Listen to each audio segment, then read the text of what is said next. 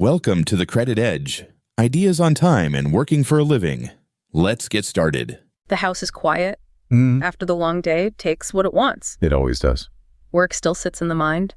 Thoughts of bills, deadlines, obligations that wait for no one. You can feel the weight of borrowed hours.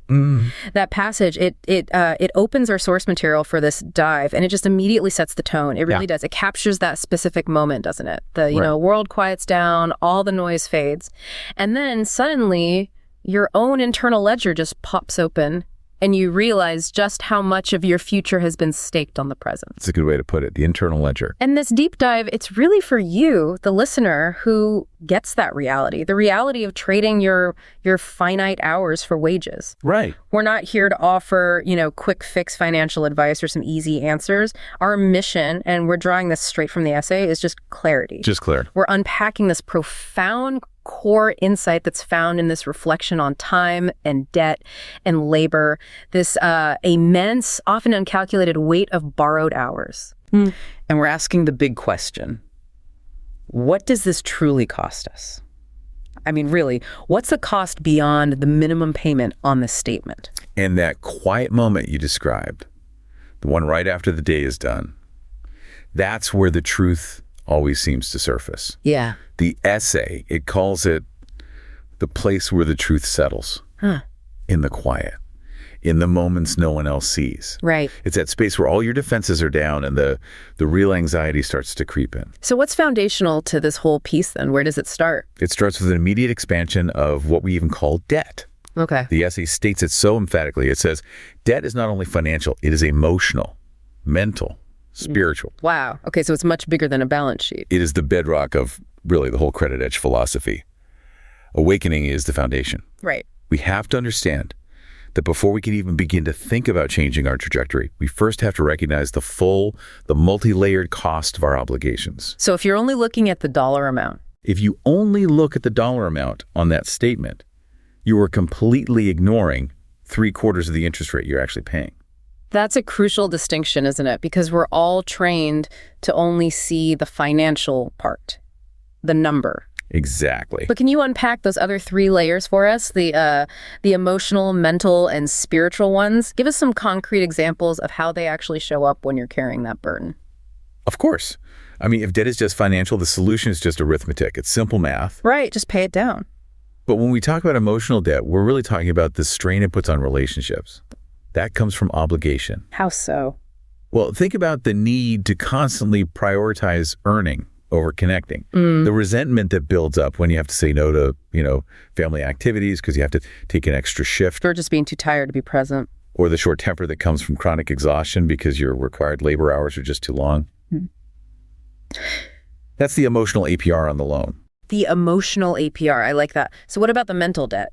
The mental debt is that cognitive load, or, what people are calling decision fatigue these days. Okay. It's the constant low-level hum of anxiety that just consumes all the processing power in your brain. The background static. Exactly. The essay is so clear that thoughts of bills and deadlines, they still sit in the mind. Yeah. So that mental space, which really should be used for creativity or problem solving or just rest. It's occupied. It's occupied. It's busy juggling payment dates and calculating the gap between paychecks. You are mentally embedded to that obligation, even when you aren't physically at work. And the last one, spiritual debt. That one sounds like the heaviest weight of all. It is. I think it is. Spiritual debt in this context, it's that feeling of being disconnected from your life's purpose or your potential. Okay. It's the despair that can come when you realize the totality of your obligations is dictating the totality of your life. You're just surviving. You feel like you are merely surviving to service the debt rather than living a life of self-directed intention. Wow. You might ask yourself, what was I put here to do? Yeah. And the only answer you hear back is pay the minimum on time. Ooh.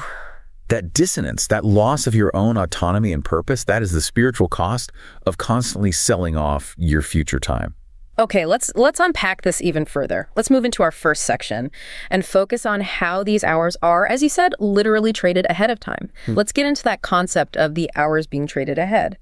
The source, it describes these obligations that wait for no one, leading to the hours we owe before the day even begins. And when we think of, traditional financial debt, we usually focus on the monthly payment, the dollar amount due on the 1st and the 15th. Right, a number. But the essay forces us to look past the dollar. It asks, what is the actual unit of exchange here? It's time that's already committed. It's time that is not ours to spend on reflection or rest or creation because it's already scheduled for repayment through future work. It's already been sold. So what is really being traded here beyond the dollar amount? How many hours will this actually cost? And what does the system know about this trade that we so often forget?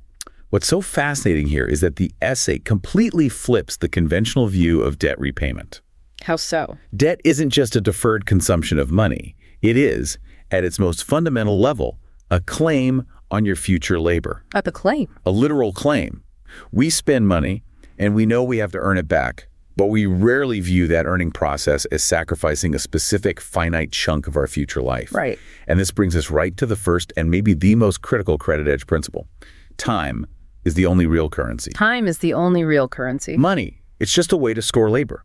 When you take on debt, you are borrowing time from your future self, and specifically, time you must spend working for someone else just to recover the money. And the essay really grounds this in the reality of the wage earner, doesn't it? It says, we live it. We feel it in our bones after long weeks and short paychecks. Exactly. This isn't some abstract theory. No. It's the exhaustion you feel at the end of the month when you realize you worked 60 hours just to service a debt that you took on 3 months ago. Yeah. Every single dollar borrowed is a specific unit of your irreplaceable life that has already been sold to the future. That distinction, that debt borrows time, not just money, feels so revolutionary, but at the same time, it's completely obvious to anyone who trades hours for wages. It is. The working class perspective that's embedded in the essay really highlights that this isn't some theoretical calculation. It's physical exhaustion. Precisely. If you're a salaried professional, a $500 debt might mean a little less in savings that month. But if you're a worker paid by the hour, a $500 debt means 30 to 40 hours of confirmed future labor. That's a whole week of your life. It's a week of your life that's already gone. Those hours can't be used for rest or learning a new skill or spending time with your kids. They are owed. Yeah. This physical, palpable realization of lost time is the core insight the essay provides for the wage earner. It demands an awakening. And the essay calls this the quiet pull on future peace, that emotional interest we were talking about. So it's not just the hours we lose while at work, it's the diminished quality of the hours we have left over. That mental weight and anxiety, it diminishes our presence even when we're physically home. Exactly. That's the key.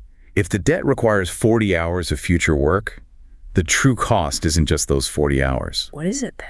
It's the constant subtle drag on the hours in between now and when those 40 hours are finally repaid. The essay is pointing directly to the emotional debt here. You could call it shadow work. It is shadow work. Yeah. Even during your moments of rest, you're performing this shadow work by worrying, by planning, by prioritizing the repayment. The source makes it so clear. Every borrowed hour comes with a claim, a quiet pull on future peace. A quiet pull. And this claim, it diminishes your ability to be fully present, fully rested, and truly autonomous. This constant state of low-grade anxiety, it dictates your decisions, it enforces your boundaries. Yeah. It is the hidden cost beneath the sticker price. So it's the system ensuring you never truly switch off. Never. And that leads us directly to the external forces at play here. If these borrowed hours are hitting us emotionally and mentally, we have to ask, who designed the system that allows this cost to be so easily and quietly accumulated? Yeah, that's the question. The source makes a really stark observation. It says that the system understands this. It depends on it. So if the system understands the emotional and mental cost of debt, what's its primary mechanism for control, according to the essay? The primary mechanism is, it's simple, it's pervasive, and it's often invisible.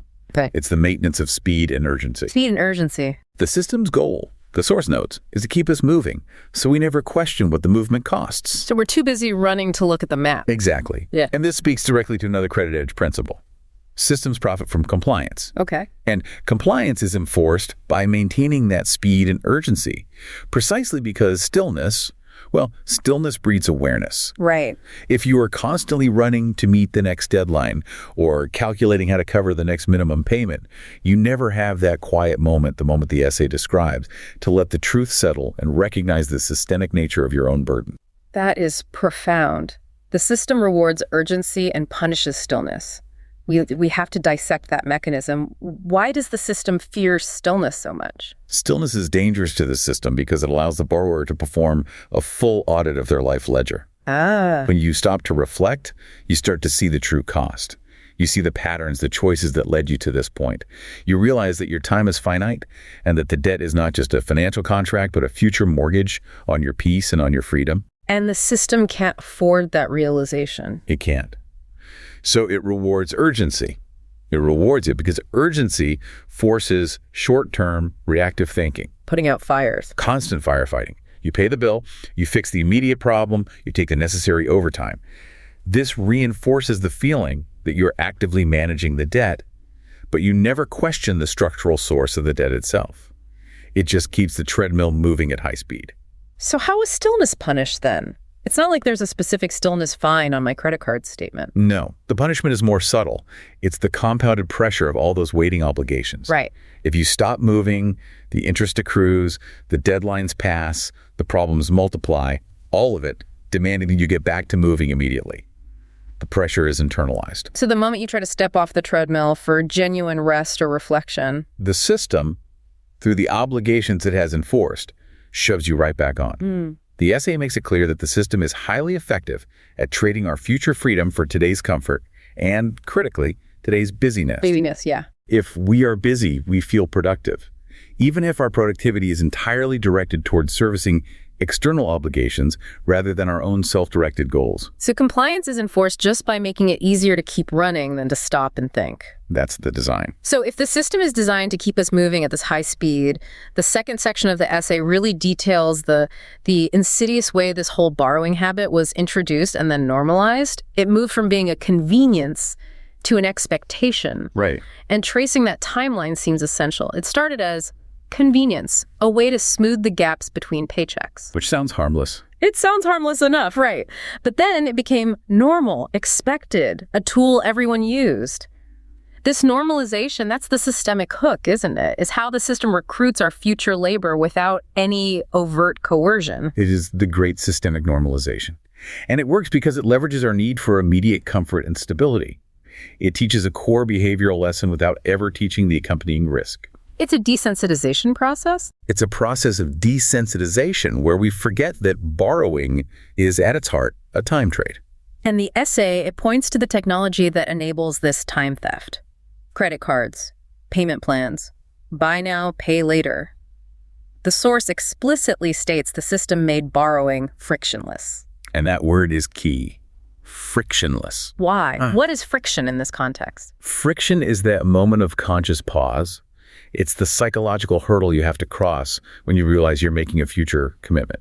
And when we remove that friction, when using a credit card or a buy now off a pay later option is just easier than paying with cash, we remove that conscious pause. We do. We encourage the habit of treating our future time, our future labor, as if it's immediately available right here in the present moment.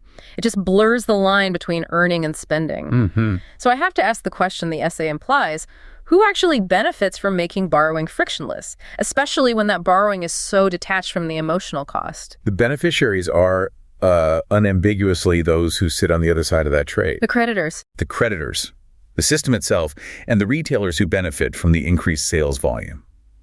When borrowing is frictionless, the volume just increases dramatically. Right. The complexity of the interest structures, it obscures the true cost, and the velocity of future time being sold into the present moment just accelerates. And this acceleration, this lack of friction, it's all designed to minimize the opportunity for that awakening we talked about earlier. It's designed to keep us asleep. Yes. Frictionless borrowing exploits the dangerous assumption the system teaches all of us, to treat time as if it were renewable. And the source just hits back so hard at this lie. It says, but time borrowed is time lost. It's not renewable. Unlike money, time cannot be printed, it cannot be renewed, and once a future hour is committed to paying a past obligation, that hour is permanently unavailable for creation, for rest, or for peace.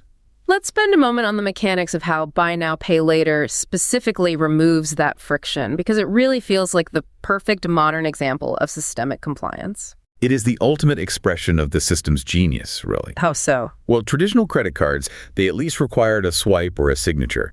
There was a moment where you theoretically acknowledged the debt you were taking on. Right, a physical act. Now, pay later is woven directly into the purchasing experience.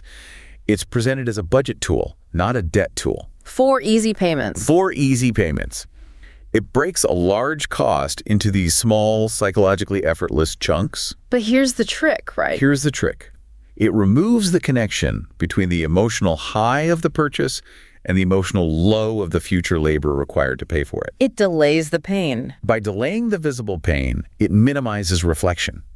And because those 4 small payments stack up so quickly across multiple purchases, the borrower doesn't realize they have quickly mortgaged 20 future hours, committed to 4 different companies, all in the span of a single afternoon of online shopping.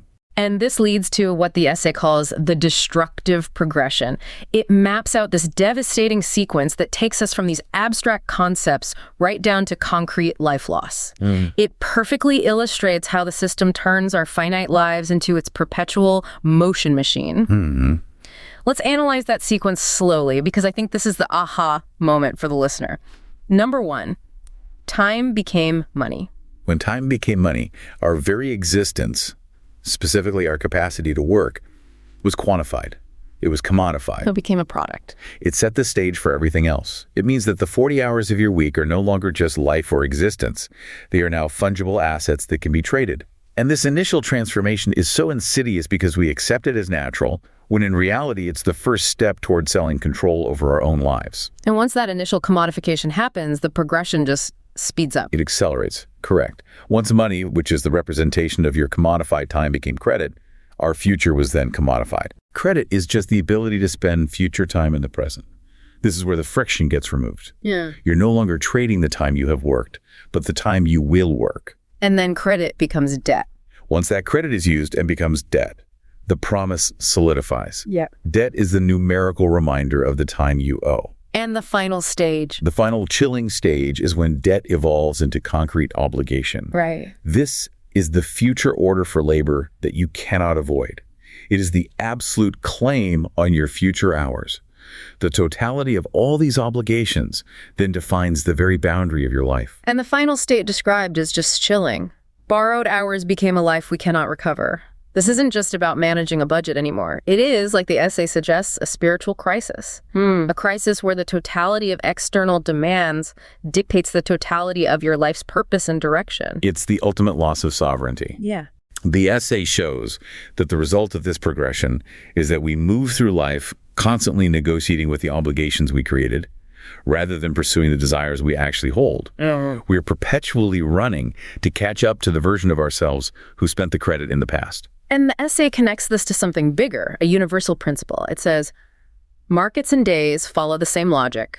Borrow carelessly, and time disappears. This reinforces the idea that sacrificing the core virtue of patience leads directly to this loss of life. The essay says patience has a yield. But wait, hang on. Isn't urgency sometimes necessary? If I'm trying to pay off a loan quickly, isn't that a good thing? Right. Where is the line between necessary speed and just systemic compliance? That is the essential grounded question. And you're right, speed directed toward ending an obligation is necessary. It's beneficial. Okay. The system, however, rewards speed directed toward entering an obligation. That's the key difference. Patience, in this context, is the capacity to wait for what you can truly afford, whether that's a purchase or even just a moment of rest. The yield of patience is the certainty of owning your hours. So if you wait 3 weeks to buy that new gadget, that patience yields the certainty that the hour you will work to pay for it is truly disposable, rather than borrowed from your future peace. Right. The system relies on our impatience to convert our valuable future hours into immediately available currency for them to extract profit from. The essay provides this vivid, painful breakdown of a non-monetary interest rate. We repay the borrowed comfort in exhaustion, in lost presence, in evenings we do not remember. Evenings we do not remember. Wow. This is the central thesis of the credit edge philosophy. Awakening is the foundation. It's about seeing the cost that's hiding beneath the sticker price. Right. We think we will be paying $500 plus 18% interest, but what we're actually repaying is a fraction of our mental health and our presence with our families. We borrowed immediate comfort, and we repay it in years we cannot recover. That shift in currency from the borrowed dollar to the repaid energy, attention, and peace is absolutely vital to understand. It is. Let's focus on the actual currency of interest, according to the essay. It says, the price of borrowed hours is never paid in money. Never. It is paid in attention, energy, presence, peace. If we could actually quantify the loss of attention or peace, the debt would look astronomically higher than the principal amount we see on the statement. These are finite resources. You can't just replenish them by working harder. And the source is so meticulously clear about this exchange rate. We have to avoid just listing these four terms. We need to ground them, practically. Okay, let's do that. Start with attention. Attention. It's the finite resource that you need for deep work, for connection, for creative thought. When debt consumes your attention, it's not just distracting, it's actively diverting your cognitive resources. How so? You might be physically at your desk trying to focus on a task, but half your mental energy is tied up calculating the next payment date or worrying about a late fee. That is attention you can never, ever get back. And energy. That feels more straightforward. Energy is simpler, yes. It's your physical capacity. Chronic debt obligations often mean you have to work longer hours or take on a second job or sacrifice sleep. Right. This just depletes your physical energy reserves.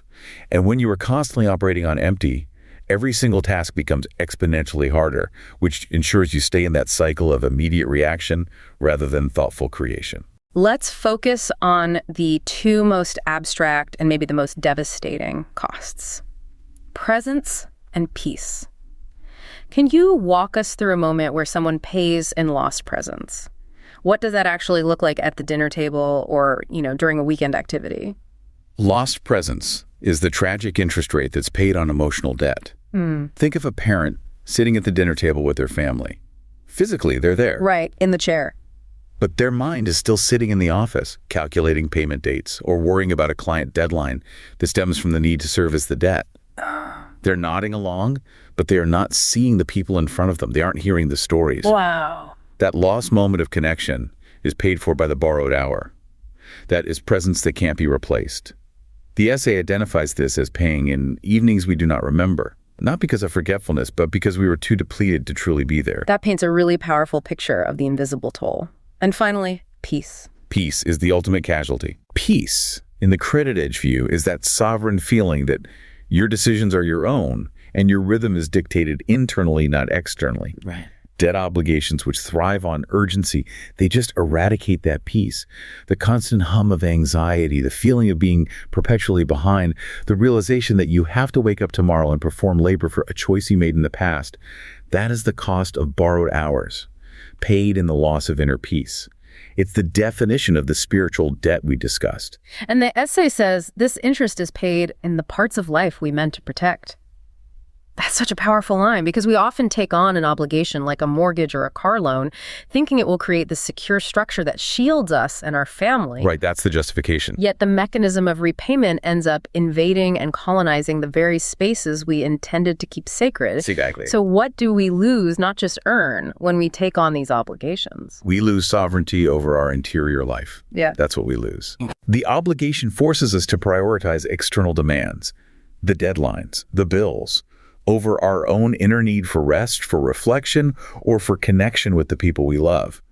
The emotional interest invades and colonizes the intended protected spaces of our lives.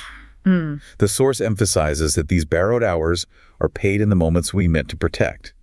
The family dinner where your attention is pulled away by work stress, the Saturday morning stolen by anxiety over an upcoming payment, the evenings we simply cannot remember. Yeah. The interest just accrues until the debt obligation, which started as a convenience, begins to dictate your mood, your relationships, and your entire state of being. And the essay is completely uncompromising about the finality of this loss. It uses this powerful, absolute language. It says, what time takes cannot be earned back. What urgency steals cannot be replaced. It can't be replaced. This finality it's sobering. The financial world, it allows for things like bankruptcy and debt forgiveness, but there's no mechanism for recovering those lost years of attention and energy. So if the system rewards urgency and steals our time, we can't try to recoup what's lost. We have to shift to fiercely protecting what remains. That is the necessary pivot. It has to be. The system is indifferent to your loss. It only cares about compliance. The only path forward is to accept that the past is gone and then shift our entire focus to the present moment, asking, how do we stop the hemorrhage of our future time? How do we build a defense against this system of urgency? And that's where the essay shifts. This is where the quiet strength of awareness becomes our primary tool. So the essay pivots here, and it offers a path forward that is grounded not in some complex financial maneuvering, but in simple, focused perception. The source asserts that awareness is the beginning of getting our hours back. This is the core credit edge principle of awareness, is reclamation in its purest form, isn't it? It is. If the system depends on us not questioning the cost, then the act of questioning, the act of awareness, is the first act of autonomy. Absolutely. True autonomy begins by simply stopping and seeing the pattern of borrowed hours for exactly what it is, a continuous compounding trade of future peace for present speed or comfort. The knowledge itself is the initial reclamation. Just the act of seeing it, the moment we truly see the actual cost, the attention, the energy, the presence, and connect it back to that small, frictionless decision to borrow, the borrowing impulse is fundamentally altered. Right. You don't need a massive capital injection or some complex 12-step program. You only need to stop, be still, and see the full ledger, including the emotional debt. If the knowledge of the cost breaks the system's compliance mechanism, then that knowledge had enormous value. And once that awareness is established, the essay connects it to positive compounding returns. It contrasts them directly with the compounding nature of debt pressure. The mirror image. We saw how carelessness makes time disappear. Now, how does this new awareness create positive momentum, where patience has yield, choice has return, and awareness has value? This defines the cycle of positive compounding, which is the mirror image of financial debt, as you said. Debt compounds pressure and loss. Awareness compounds peace and freedom. Okay. When you achieve awareness, you gain the clarity to make a thoughtful choice rather than just a reactive one. Choice, in this context, that's the first dividend. The first payout. Yes, you choose to delay the acquisition or to earn the money first or to just simplify the commitment altogether. And that choice leads to patience. That choice allows for patience, which is the yield on self-control. It's the ability to delay gratification today in exchange for the certainty of owning a future hour. Patience has yield because it protects your future time from the claims of others. In this circle of awareness and patience and choice, it leads to these specific defined dividends that are outlined in the essay. And these become the reward for shifting your focus from urgency to presence. Let's detail those specific dividends. The essay says, time is the dividend, peace is the return, choice is the yield. This is the highest expression of the credit edge philosophy. Peace compounds. Peace compound. Freedom is built moment by moment, not in one grand transaction. Right. If you apply awareness to a small decision, say, choosing not to use a frictionless payment option for a minor, non-essential item, Yeah. the immediate return is the yield of that choice. You avoided a future obligation. The longer-term dividend is the time you didn't have to spend working or worrying about that small commitment. And the ultimate return. The ultimate return is the peace of knowing your future hours are entirely your own, secured by your present self-control.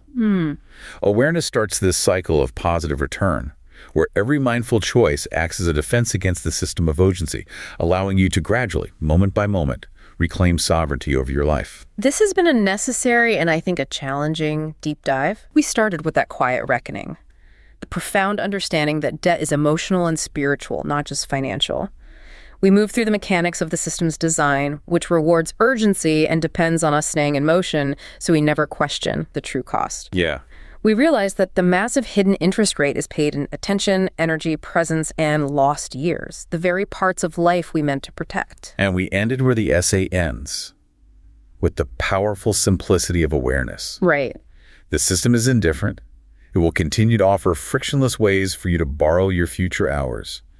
Awareness is the sole form of protection and the first step toward reclamation. It's all about clarity. The goal is clarity, ensuring that when you face a trade-off, you see the true, non-monetary price tag attached to that debt, the mortgage on your future peace. The essay closes by affirming awareness is the beginning. And that leaves us with a provocative thought to carry forward, one based directly on the material we've just explored. If wealth means owning your hours and borrowed hours lead to a life you cannot recover, consider this. What single small obligation in your life, right now, it could be a recurring payment, a minor commitment, or a convenient habit of reaching for credit. What one thing is costing you the most in terms of attention, energy, presence, or peace? Yeah. Identifying that one point of friction, that one borrowed hour, is where the work and the silent compounding reclamation of your life must begin. Thanks for listening to The Credit Edge. Remember, your time matters. See you next episode.